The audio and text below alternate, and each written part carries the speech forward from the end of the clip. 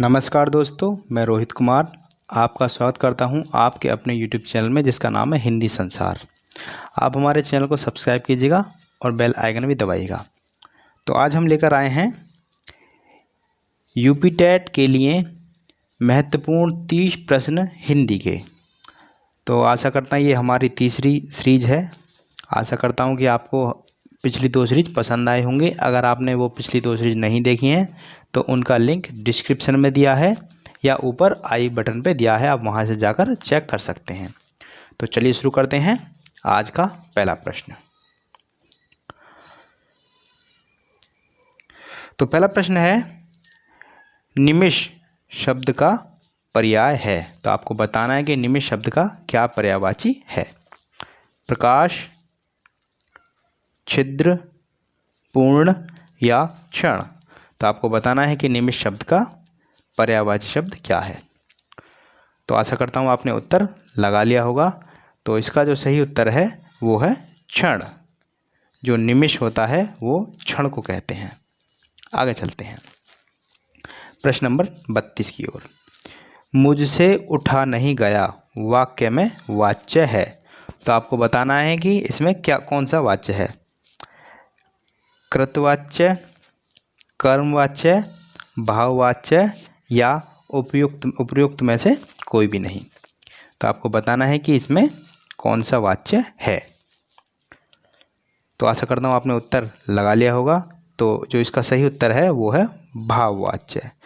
जो भाववाच्य की जो पहचान होती है वो मैं आपको बता दूं। भाववाच्य में जो क्रिया होती है वो हमेशा पुल्लिंग होती है। क्रिया हमेशा पुल्लिंग होती है, ये आप हमेशा याद रखिएगा। और पुल्लिंग के साथ साथ एक वचन की होती है, ये आप याद रखिएगा। तो इसमें भी ऐसा ही है। जो उठा नहीं गया ये पुल्लिंग है यानी मेल है और एक वचन है। ठीक है, तो आपको समझ में आ गया होगा। आगे चलते हैं प्रश्न नंबर 33 की ओर। जिसकी पूर्व से कोई आशा न हो के लिए एक शब्द है। आपको बताना है कि उसके लिए क्या एक शब्द सही रहेगा। प्रत्याशा, अप्रत्याशित, अपरिमेय या अनाहूत। तो आपको बताना है कि जिसकी पूर्व से कोई आशा न हो उसके लिए क्या शब्द उपयुक्त रहेगा। तो आशा करते हैं आपने उत्तर लगा लिया होगा। तो इसका जो सही उत्तर है वो है अप्रत्याशित। अप्रत्याशित बोलते हैं जिसकी पूर्व से कोई आशा ना हो। तो जो प्रत्याशा बोलते हैं वो बोलते हैं जिसकी आशा हो। यो अगर ना नहीं होता तो यहाँ होता सीधा प्रत्याशा, जिसकी आशा हो। और अपरिमेय किसे बोलते हैं, जिसे मापा नहीं जा सके। जो इसमें मापा नहीं जा सके उसे बोलते हैं हम अपरिमेय। और अनाहूत बोलते हैं जिसे बुलाया ना जा सके, उसे बोलते हैं हम अनाहूत। तो आशा करते हैं आपको बात समझ में आ गई होगी। आगे चलते हैं। गोधूम शब्द का तद्भव है। बहुत ही महत्वपूर्ण प्रश्न है। गोधूम कई बार परीक्षाओं में पूछा भी गया है। तो आपको बताना है कि गोधूम शब्द का तद्भव शब्द क्या है। तो आशा करता हूँ आपने उत्तर लगा लिया होगा। तो गोधूम बोलते हैं गेहूं को। अब गाय को क्या बोलते हैं, गाय को बोलते हैं गऊ। गोबर को बोलते हैं गोमय। और गोधन को बोलते हैं गौधन।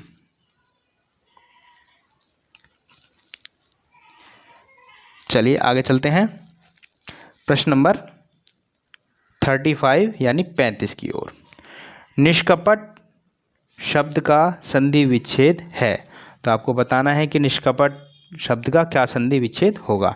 अगर आपको संधि विच्छेद में समस्या है तो उसका भी लिंक हमने डिस्क्रिप्शन में दिया है। आप वहां जाकर हमारी संधि से जो हमने शॉर्ट ट्रिक से आपको समझाया है वहां जाकर आप देख सकते हैं और समझ सकते हैं कि किस प्रकार से किस शब्द में कौन सी संधि होती है।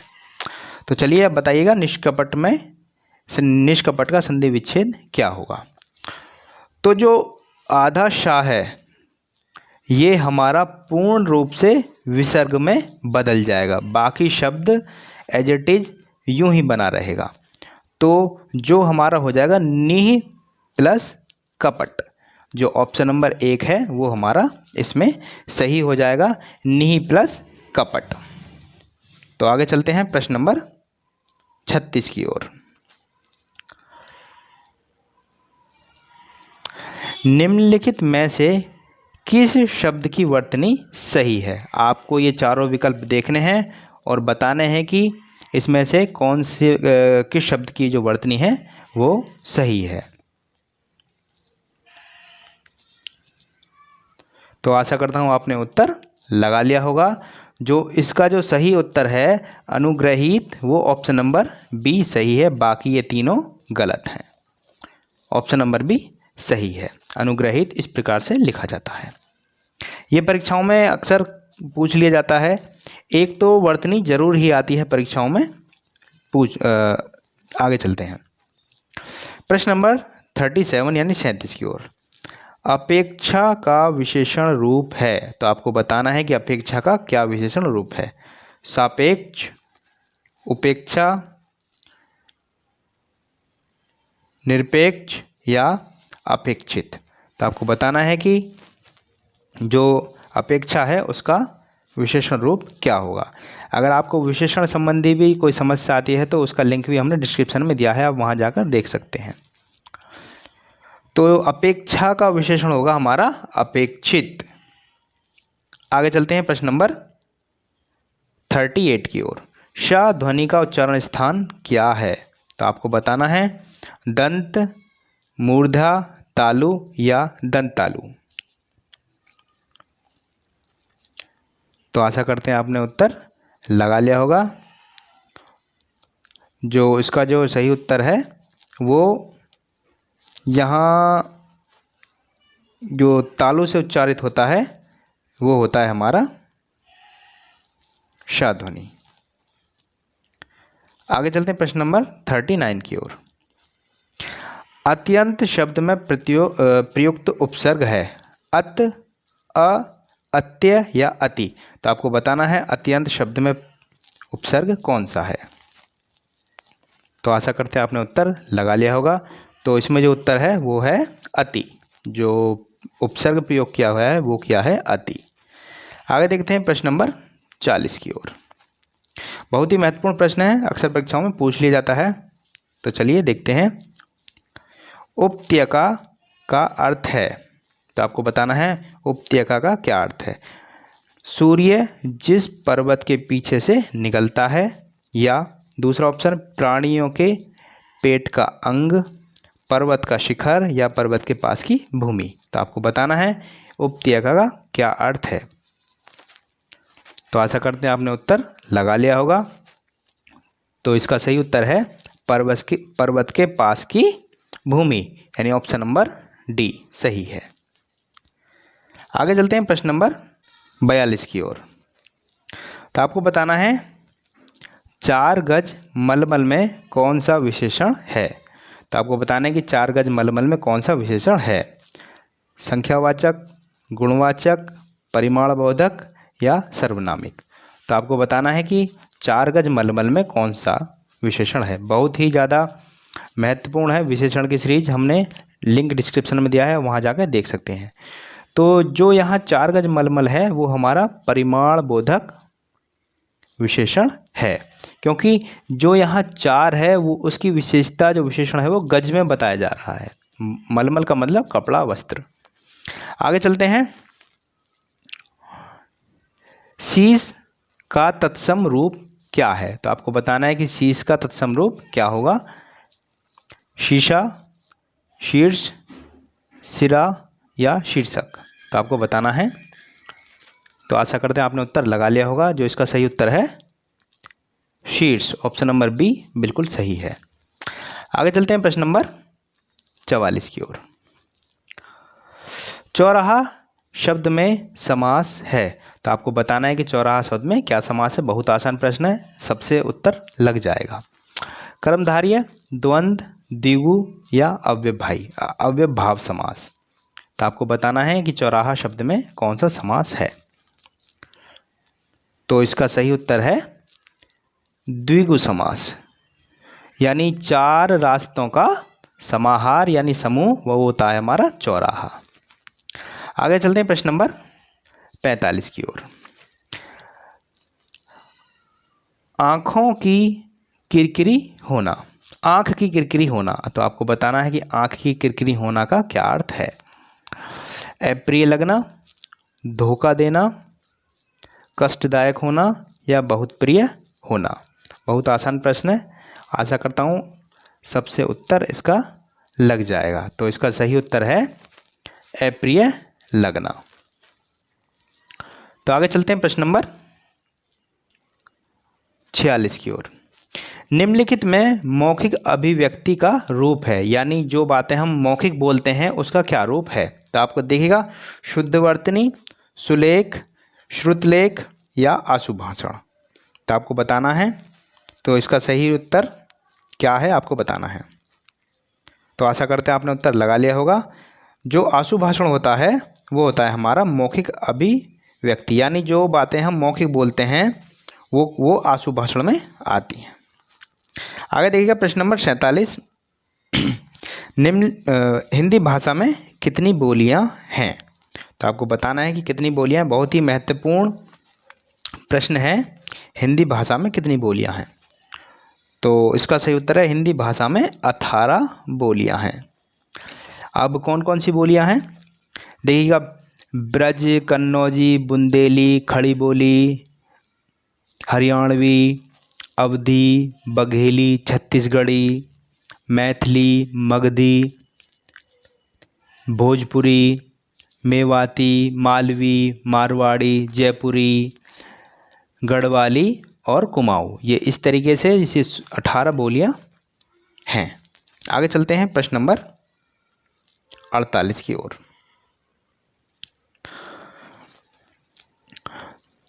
भारतेंदु युग में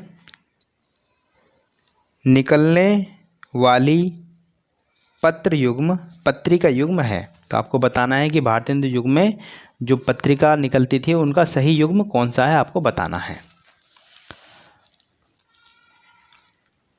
तो आशा करते हैं आपने उत्तर लगा लिया होगा। जो इसका जो सही युग्म है वो विकल्प नंबर 1 कवि वचन सुधा, हिंदी प्रदीप, ये इसका सही युग्म है। बाकी तीनों युग्म गलत हैं।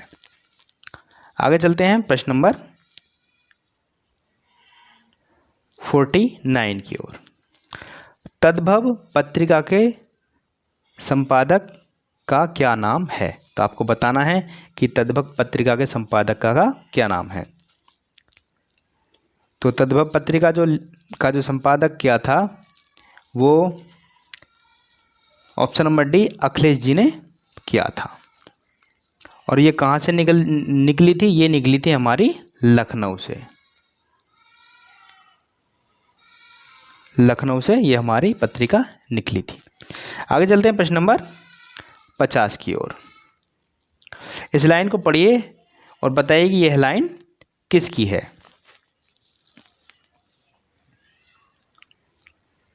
तो आशा करते हैं आपने उत्तर लगा लिया होगा। तो यह जो पंक्ति है यह जगनिक जी की पंक्ति है। जगनिक की पंक्ति है और ये ली कहाँ से गई है, ये परमाल रासों से ली गई है पंक्ति। चलिए आगे चलते हैं। प्रश्न नंबर 51। निम्नलिखित में से किस देश में हिंदी भाषा का प्रयोग लिखने व बोलने में किया जाता है। आपको बताना है कि किस देश में हिंदी भाषा लिखी और बोली जाती है। ऑस्ट्रेलिया, दक्षिण कोरिया, पाकिस्तान या मॉरिशस। महत्वपूर्ण प्रश्न है, आसान भी प्रश्न है। तो जो इसका सही उत्तर है वो है हमारा ऑप्शन नंबर डी मॉरिशस। आगे चलते हैं प्रश्न नंबर 52 की ओर। सूरसागर किस भाषा की रचना है। आपको बताना है कि सूरसागर किस भाषा की रचना है। अवधी, बुंदेली, ब्रज या छत्तीसगढ़ी। तो बहुत आसान प्रश्न है, सबसे उत्तर बन गया होगा। तो इसका जो सही उत्तर है वो है ब्रज भाषा। आगे चलते हैं प्रश्न नंबर 53 की ओर। वीरों का वसंत कैसा हो कविता किसने लिखी है। बहुत आसान प्रश्न है और अक्सर परीक्षाओं में पूछ भी ले जाता है कि वीरों का वसंत कविता किसने लिखी है। सुमित्रा कुमारी चौहान, सुभद्रा कुमारी चौहान, माखनलाल चतुर्वेदी या रामधारी सिंह दिनकर जी ने लिखी है। आपको बताना है। तो आशा करते हैं आपने उत्तर लगा लिया होगा। जो इसका सही उत्तर है वो है Subhadra Kumari Chauhan. Option number B सही है। आगे चलते हैं प्रश्न नंबर 54 की ओर। निम्नलिखित में कौन सी व्याकरण और वर्तनी से शुद्ध भाषा कहलाई जाती है। तो आपको बताना है कि व्याकरण और वर्तनी से शुद्ध भाषा कौन सी होती है। साहित्यिक भाषा, प्रांजल भाषा, व्याकरणिक भाषा या मानक भाषा। यह प्रश्न बहुत ही महत्वपूर्ण है। अक्सर छात्र ऐसे प्रश्नों को गलत करके आते हैं। तो आशा करता हूँ आपने उत्तर लगा लिया होगा। जो इसका जो मानक भाषा है वो व्याकरण और वर्तनी से शुद्ध भाषा मानी जाती है। आगे चलते हैं आज का लास्ट प्रश्न। निम्नलिखित में कौन सा आल्हाखंड के नाम से प्रसिद्ध है। मैंने जो पिछली वीडियो है उसमें भी इस प्रश्न के बारे में आपको बताया है। पृथ्वीराज रासो, खुमान रासो, परमाल रासो या बीसलदेव रासो। तो आपको बताना है कि इसका सही उत्तर क्या है। तो आशा करते हैं आपने उत्तर लगा लिया होगा। जो परमाल रासो है उसको आल्हाखंड कहते हैं। तो ये हमारे महत्वपूर्ण हिंदी संबंधित सीरीज थी। आशा करता हूँ आपको पसंद आई होगी। तो आप हमारे चैनल को सब्सक्राइब कीजिएगा और साथ ही साथ अपने दोस्तों में शेयर कीजिएगा, जिससे कि जो भी यूपी टेट की परीक्षा की तैयारी कर रहे हैं उन्हें कुछ ना कुछ मदद मिले। तो हम इसी प्रकार से ये सीरीज लाते रहेंगे।